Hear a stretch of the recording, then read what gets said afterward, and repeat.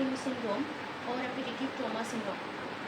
Over use syndrome और repetitive trauma syndrome जो है एल्बो जॉइंट के, आज हम वो डिस्कस करेंगे और ये काफ़ी ज़्यादा इंपॉर्टेंट है, पेपर पॉइंट ऑफ व्यू से भी इम्पॉर्टेंट है। और इसमें इसके अलावा हमारी डेली लाइफ में ये वाली कंडीशन बहुत ज़्यादा हमारे सामने आती है ओवर यूज सिंड्रोम की, क्योंकि इसमें मोस्टली क्योंकि हमने अपने फोरम मसल्स को हैंड और रिस्ट को ज़्यादा यूज़ करते हैं, इसलिए जो ये कंडीशन है ये काफ़ी ज़्यादा जो है वो पेशेंट्स इससे प्रेजेंट करते हैं। सबसे पहले आपको मैं बताऊंगी कि ओवर यूज सिंड्रोम और रेपिटेटिव ट्रॉमा सिंड्रोम के नाम से आपको पहले ही इंडिकेट हो गया कि ओवर यूज और रेपिटेटिव ट्रॉमा सिंड्रोम में होगा क्या कि हम अपने मसल्स को, अपने रिस्ट को, फोरम के मसल्स को हम ज़्यादा यूज़ करेंगे। ज़्यादा यूज़ करने की वजह से क्या होगा कि हमारे पास जो मसल्स हैं उन पर ज़्यादा से ज़्यादा स्ट्रेन आना शुरू हो जाएगा, वो मसल्स ज़्यादा फटीग होना शुरू हो जाएंगे और उनके ऊपर क्या होगा, माइक्रो डैमेज होना शुरू हो जाएगा। कि आगे मैं आपको इसकी डिटेल में बताऊँगी कि इसकी मेन इसके जो इटियोलॉजी है क्या है, कि ऐसा क्यों होता है। अब अगर हम बात करें तो ये जो कंडीशन होती है ओवर यूज सिंड्रोम में, repetitive trauma syndrome, elbow joint, forum muscles की, इससे हम कहते हैं कि इसमें क्या हो जाता है, टेंडनाइटिस या फिर एपिकोंडाइलाइटिस। फोरम का अगर हम बात करें तो टेंडिनाइटिस या फिर एपिकोंडाइलाइटिस।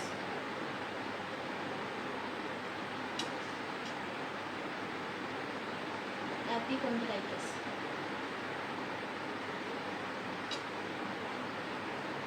अब जो टेंडिनाइटिस और एपिकोंडाइलाइटिस है, इसमें हमारे पास मेनली क्या होता है कि ये जो हमारे जो एपिकोंडाइल है, जो हमारा ह्यूमरल एंड होता है, ह्यूमरस का जो एपिकोंडाइल है, वहाँ पे जो मीडियल एपिकोंडाइल है और लैटरल एपिकोंडाइल है, ये दो, यहाँ पे क्या हो जाता है, हमारे पास चेंजेस आना शुरू हो जाती है। ये एक ऐसी कंडीशन है कि इसको हम ये नहीं कहेंगे कि यहाँ पे इन्फ्लेमेटरी चेंजेस आ रही है, इन्फ्लेमेशन हो रही है, बल्कि यहाँ पे डीजनरेटिव चेंजेस आना शुरू हो जाते हैं। ये डीजनरेटिव इन नेचर है। ये क्या है, ये जो कंडीशन है ये डीजनरेटिव है, ये डीजनरेटिव इन नेचर है। क्यों? क्योंकि इसके अंदर हमारे पास क्या होता है कि dysfunctional vascular and fibrous tissue जो है वो हो जाता है और जो कोलेजन है वो भी डिसऑर्गेनाइज्ड हो जाता है। इसमें हमारे पास क्या होता है,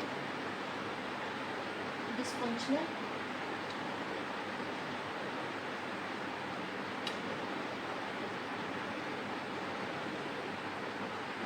vascular and dysfunctional vascular and fibrous tissue, और इसके अलावा इसमें कोलेजन वीकनिंग भी होना शुरू हो जाती है, कोलेजन जो है वो भी डिसऑर्गेनाइज्ड हो जाता है। तो ये जो हमारे पास कंडीशन है, ये जो है ये इन्फ्लेमेटरी नहीं है बल्कि डिजनरेटिव है, जिसमें डिजनरेशन आ जाती है और dysfunctional vascular and fibrous tissue जो है वो हो जाता है। ठीक हो गया। अब हमारे पास दो कंडीशन है, क्योंकि हमने पहले कहा कि लैटरल और मीडियल एपिकोंडाइल जो है ह्यूमरस का वो मूव होता है जिसे हम एपिकोंडाइलाइटिस कहते हैं। इसमें हमारे पास दो होगा, फिर लैटरल एपिकोंडाइलाइटिस और मीडियल एपिकोंडाइलाइटिस, ये दो कंडीशन हमारे पास आएंगे, हम ये डिस्कस करेंगे कि दोनों की दोनों। ठीक हो गया, लैटरल एंड मीडियल एपिकोंडाइलाइटिस। इसे हम टेनिस एल्बो भी कहते हैं, इसे हम टेनिस एल्बो भी कहते हैं, और जो मीडियल है इसे गोल्फर्स एल्बो भी कहते हैं। ये होगी हमारे पास दो कंडीशन। अब पहले हम डिस्कस करेंगे लैटरल एपिकोंडाइलाइटिस, फिर हम डिस्कस करेंगे मीडियल एपिकोंडाइलाइटिस। लैटरल एपिकोंडाइलाइटिस अगर हम डिस्कस करें तो ये आपको समझ आ गया कि हमारे पास इसमें डिजनरेटिव चेंजेस आती हैं, इन्फ्लेमेटरी चेंजेस जो है वो नहीं आती। अब पहले हम देख लेते हैं लैटरल एपिकोंडाइलाइटिस। लैटरल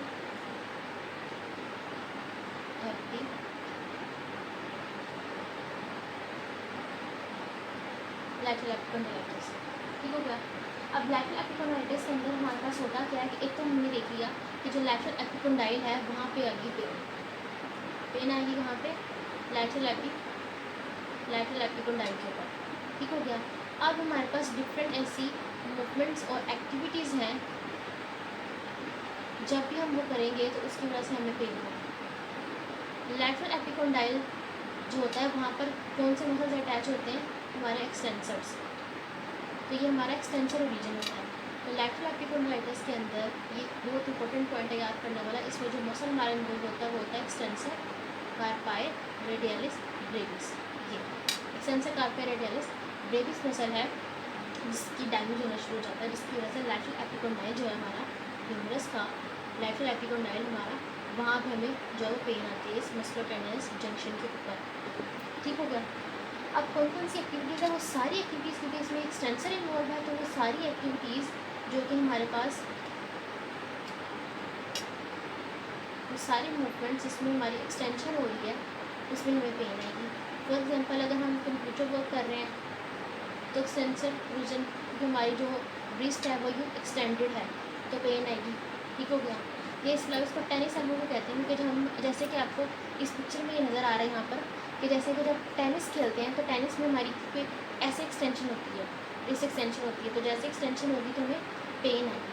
तो हमारे पास इसमें टेनिस आ गया, इसको हम टेनिस एल्बो भी कहते हैं।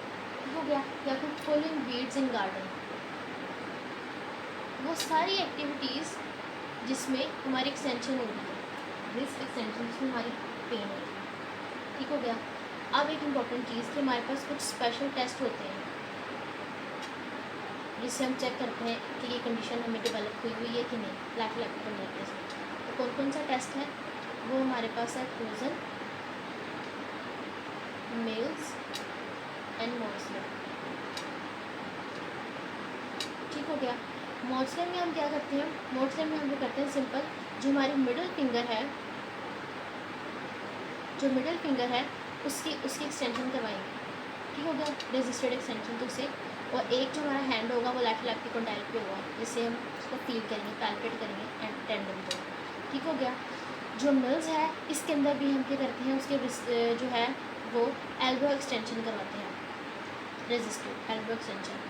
ठीक हो गया। और अगर हम क्रूजन्स की बात करें तो क्रूजन्स पे भी हम क्या करते हैं कि क्रूजन्स में हम उसकी जो है रेजिस्टेड रिस्ट एक्सटेंशन करवाते हैं, मीन्स के उसके रिस्ट के ऊपर हम डोर्सल साइड पे हैंड रखेंगे और उसकी जो है रेजिस्ट करेंगे उसकी रिस्ट एक्सटेंशन को, तो हमें क्या होगा, पेन फील होगी। और एक हैंड हमारा कहाँ प्लेस होगा, तीनों कंडीशन में टेंडन के ऊपर, हमसे काम करेगा इसका जो क्या लैटरल एपिकोंडाइल के ऊपर। तो ये हमारे पास थी ये कंडीशन लैटरल एपिकोंडाइल। इसमें हमारे पास कौन कौन सी मूवमेंट्स हैं, एक्सटेंशन वाली सारी मूवमेंट्स हैं, उसमें पेन आएंगे, जैसे कंप्यूटर वो टेनिस वगैरह हो गया। और टेस्ट हम करते हैं क्रूजन, मिल्स एंड मॉर्सलर करवाते हैं इसके ऊपर। अब हम पहले डिस्कस करेंगे मिडिल एपिकोंडाइल, फिर दोनों की मैनेजमेंट जो है वो मैं आपको साथ ही बताऊँगी कि हम इसको मैनेज कैसे करते हैं। अब अगर हम बात करें मिडिल एपिकोंडाइल की, जैसे हम कहते हैं गोल्फर जोन, जैसे हम कहते हैं गोल्फर जोन। अब इसमें क्या होगा कि हमारा जो गोल्फर एल्बो में हमने कहा मिडिल एपिकोंडाइल, तो हमारा जो मिडिल एपिकोंडाइल है वो इन्वॉल्व होगा। ठीक हो गया। ये ऐसे हम इसमें हमारे पास मिडिल एपिकोंडाइल पे कौन से मसल्स अटैच होते हैं, ये हमारा फ्लेक्सर रीजन है तो फ्लेक्सर अटैच होंगे और प्रोनेटर। ठीक हो गया, फ्लेक्सर और प्रोनेटर। अब हमारे पास इसमें देखा जाए तो इसमें भी कुछ एक्टिविटीज़ हैं, तो सारी एक्टिविटीज़ जो कि इसमें फ्लेक्शन इन्वॉल्व होती है उसके अंदर जो है हमें पेन है। वो कौन कौन सी एक्टिविटीज़ हैं, जैसे कि क्योंकि जैसे गोल्फ है, इसमें हम जब हम गोल्फ खेलते हैं तो गोल्फ आ जाएगा इसके अंदर। इसके अलावा ऐसी कौन सी एक्टिविटीज़ है, जैसे हम कोई चीज़ को लिफ्ट करते हैं, ग्रैस्प करते हैं, तो डी से गोल्फ हो गया और डी से ग्रैस्प हो गया। जब हम ग्रैस्प करते हैं किसी चीज़ को, जब हम लिफ्ट करते हैं तो हम यूँ करते हैं। ठीक हो गया। या फिर जब हम पिचिंग अ बॉल, जब हम पिचिंग करवाते हैं उसमें भी हमारे पास ये कंडीशन जो है वो डेवलप हो जाए।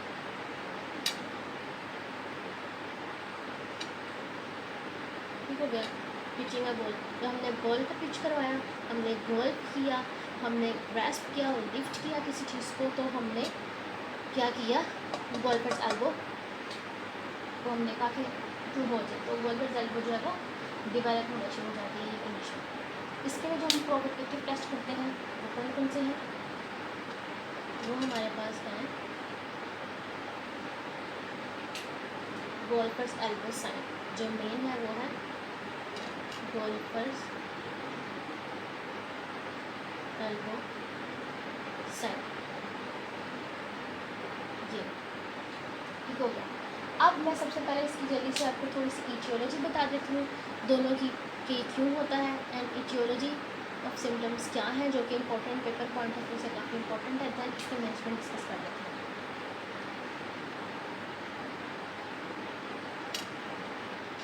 इटियोलॉजी, अब अगर हम इटियोलॉजी को डिस्कस करें तो इटियोलॉजी में हमारे पास ये होगा कि जैसे मैंने आपको पहले कहा था, ये है ही रेपिटेटिव ट्रॉमा सिंड्रोम। फिर इसमें जब भी हम रेपिटेटिव यूज़ करेंगे, ये पेपर पॉइंट ऑफ व्यू से काफ़ी इंपॉर्टेंट है, तो जब भी हम रेपिटेटिव यूज़ करेंगे अपने रिस्ट का, फोरआर्म मसल्स का, उसकी वजह से क्या होता है, माइक्रो डैमेज होना शुरू हो जाता है। माइक्रो डैमेज जो है वो होना शुरू हो जाता है। Micro damage and partial tear, partial tear, micro damage होगा एंड पार्शल टियर हो जाएगा। इसका तो हमारा जो मस्कुलर टेंडनस जंक्शन है लैटरल मीडियल एपिकोंडाइल का, वहाँ पर एक्चुअली होगा क्या कि एक्चुअली जब हम इसमें क्या होता है, स्ट्रेन आ जाता है, हमारा जो टिश्यूज़ है उनके ऊपर स्ट्रेन आ जाता है, और जो स्ट्रेन है वो हमारी स्ट्रेंथ से ज़्यादा हो जाता है, स्ट्रेंथ ऑफ टिश्यू से ज़्यादा। अब जब उसकी बर्दाश्त करने की उसकी जो कुव्वत है, या जो मसल्स की कैपेसिटी है, कैपेबिलिटी है किसी चीज़ को भी कैरी करने की, तो उस स्ट्रेंथ से ज़्यादा अगर हम उसके ऊपर स्ट्रेन डाल देंगे, वेट डाल देंगे, तो क्या होगा, वहाँ पर माइक्रो डैमेज या फिर पार्शल टियर जो है वो शुरू हो जाएगा। और वहाँ पर मैंने पहले ही कहा था ये वेस्कुलर एक कंडीशन है, तो वेस्कुलर कंडीशन है, इसमें हमारे पास क्या होगा कि जो मैंने पहले कहा था, इसमें कोलेजन जो है बिकनी बनना शुरू हो जाएगी, और वहाँ पे फाइब्रोब्लास्ट बनना शुरू हो जाएगी। तो जो फाइब्रोब्लास्टिक एक्टिविटी है वो होना शुरू हो जाएगी, फाइब्रोब्लास्टिक एक्टिविटी होना शुरू हो जाएगी, और वहाँ पे कोलेजन है वो वीकन होना शुरू हो जाएगा। ठीक हो गया, फाइब्रोब्लास्ट बनेंगे वहाँ पर, और कोलेजन वीकनिंग जो होना शुरू हो। अब आ जाते हैं हम इसकी मैनेजमेंट के ऊपर। बाकी इसकी जो इम्पेयरमेंट्स है, एक्टिविटी लिमिटेशंस है, वो सबको पता है कि इम्पेयरमेंट्स कौन कौन सी होंगी। सिंपल है, जो पेन होगी वहाँ पे स्वेलिंग होगी, पेन होगी, वॉर्मथ होगा, डिक्रीज रेंज ऑफ मोशन होगी, मसल स्ट्रेंथ एंड सब कुछ कम हो जाएगा, डिफिकल्टी इन मूवमेंट्स वगैरह आएगी, डिफरेंट जो एक्टिविटीज़ हैं वो सारी लिमिट हो जाएगी। अब अगर हम मैनेजमेंट की बात करें, तो मैंने आपको पहले ही कहा था लास्ट लेक्चर में कि जो मैनेजमेंट है वो हमेशा हमारे 3 फेजेस की होती है। 3 फेजेस होते हैं मैनेजमेंट के। कौन कौन से होते हैं? सबसे जो फर्स्ट होता है वो होता है हमारा मैक्सिमम प्रोटेक्शन, इसमें हम करते हैं, और जो नेक्स्ट है वो होता है हमारा पास मॉडरेट, और थर्ड होता है मिनिमम प्रोटेक्शन। अब मैक्सिमम प्रोटेक्शन केस में पहले कहा था कि सिंपल हमने मैक्सिमम प्रोटेक्शन में इसकी पेन स्वेलिंग को कम करना है, उसको हमने रेस्ट देना है, इसके अलावा उसके जो सॉफ्ट टिश्यूज़ है उनकी वो जो जॉइंट है उसकी मोबिलिटी को मेंटेन करना है, और जो एसोसिएटेड जॉइंट्स हैं उनकी मोबिलिटी को हमें मेंटेन करना होता है। ये हमारा मेन जो है वो रोल होता है। तो सबसे पहले हम पेशेंट को एजुकेट करते हैं, तो पेशेंट की एजुकेशन सबसे इंपॉर्टेंट है। पेशेंट को जितनी भी हमारे पास जो प्रिकॉशंस हैं वो बताएंगे, जो भी हमारे पास कॉन्ट्राइंडिकेशंस हैं वो बताएंगे, जो भी एक्टिविटीज़ हैं जिस कंडीशन को एग्रावेट करेंगी वो उनको अवॉइड करेगा, ये सब बताएंगे। इसके अलावा उसकी जो हम पेन है उसको डिक्रीज़ करेंगे, पेन डिक्रीज़ करेंगे, इसमें हम उसको जो है मोबिलाइजेशंस भी दे सकते हैं, और उसकी जो है हम ऑर्थोसिस जो है उसको बोल देंगे, और स्पेशली इसमें हम जो ऑर्थोसिस यूज़ करते हैं हम करते हैं कोकअप ऑर्थोसिस जो है वो यूज़ करते हैं। ठीक हो गया। इसके अलावा हम इसके अंदर जो है क्रायोथेरेपी करते हैं। आपको एक निमोनिक याद होगा जो हम मोस्टली हम पढ़ते हैं फिजियोथेरेपी के अंदर, वो हमारे पास होता है राइस का। फिर रेस्ट देंगे उसको, आइसिंग करेंगे, कंप्रेशन एंड एलिवेशन, इसमें रेस्ट और आइसिंग हम इसकी करेंगे। क्रायोथेरेपी जो आइसिंग है ये काफ़ी इंपॉर्टेंट होती है पेन को मैनेज करने के लिए। तो पहला पॉइंट हो गया एजुकेशन का, पहला पॉइंट होगा इसमें कि एजुकेट करेंगे, डिक्रीज़ पेन के एजुकेट करेंगे, इसके अलावा डिक्रीज़ पेन में हमारे पास आ जाएगी क्रायोथेरेपी, रेस्ट और ऑर्थोसिस आ जाएगी। सेकंड जो हम इसी के अंदर करते हैं वो होता है जो मैंने आपको पहले कहा कि जो सॉफ्ट टिश्यू है उनकी मोबिलिटी को हमें मेनटेन करना होता है। सॉफ्ट टिश्यू मोबिलिटी जो है हमने वो मेनटेन करनी है, और जॉइंट मोबिलिटी जो है वो भी हमें मेनटेन करनी होती है। इसके लिए हम क्या क्या कर सकते हैं सॉफ्ट टिश्यू मोबिलिटी के लिए? सॉफ्ट टिश्यू मोबिलिटी के लिए जो हमारा वो जो हमारा कहते हैं ये पॉइंट है लैटरल एपिकोंडाइल का या मीडियल एपिकोंडाइल का, यहाँ पर हम क्रॉस फ्रिक्शन मसाज करेंगे।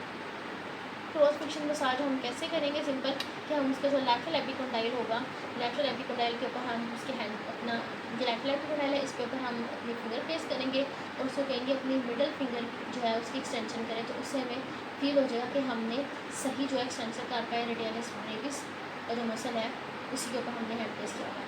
फिर वहाँ पे उस जगह पे हम उसको मसाज करेंगे, क्रॉस फ्रिक्शन मसाज करेंगे। मसाज हो गया।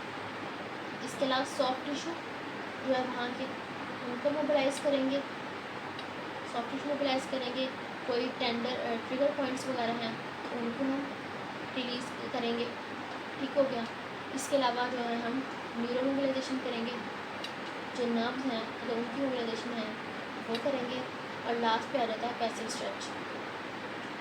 पैसिव स्ट्रेच, पैसिव स्ट्रेचिंग हम करेंगे। पैसिव स्ट्रेचिंग अब दो है, फ्लेक्शन के लिए करनी है, एक्सटेंशन के लिए। अगर हम बात करें फ्लेक्शन के लिए तो ये मेरा हैंड इसका स्ट्रेट है, इसमें सिंपल मैंने रिस्ट एक्सटेंड की है, तो अब इसको हम पैसिवली मैं इसको यूँ स्ट्रेच कर रही हूँ। इससे क्या होगा, मेरे सारे जो फ्लेक्सर मसल्स है स्ट्रेच होंगे। और अगर मैंने करनी है रिस्ट फ्लेक्शन के लिए फ्लेक्सर्स को करना है, इसमें एक्सटेंशंस को करना है, तो मैं रिस्ट को फ्लेक्स करूँगी और इसको यूँ स्ट्रेच करूँगी, तो सारे मेरे एक्सटेंशंस जो हैं वो स्ट्रेच हो जाएंगे।